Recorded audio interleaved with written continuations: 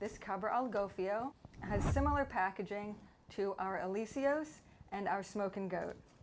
And what can happen here is that the wrinkles and other creases and folds of the plastic can hold air and mold can grow. This goes back to summer months and how you're going to see a lot mold on your cheeses. You're probably thinking, well, it should be refrigerated at all times, and it sure is, but if you think about those trucks that are refrigerated and that door gets opened in 91-degree weather, which is the weather today, it's still going to alter the temperature, and it actually alters it like quite significantly. Yeah, exactly. Mm-hmm.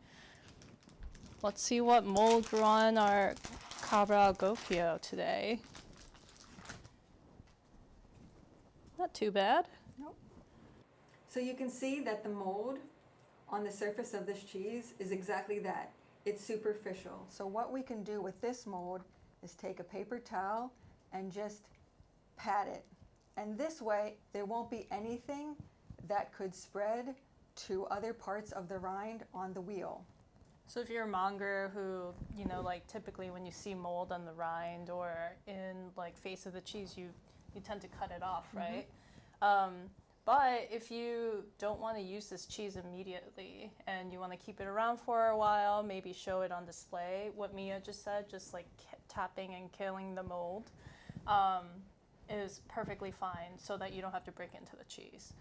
But if you're going to use it immediately, and let's say that this mold is a bit more intrusive or obstructive to the rind, what do you recommend doing?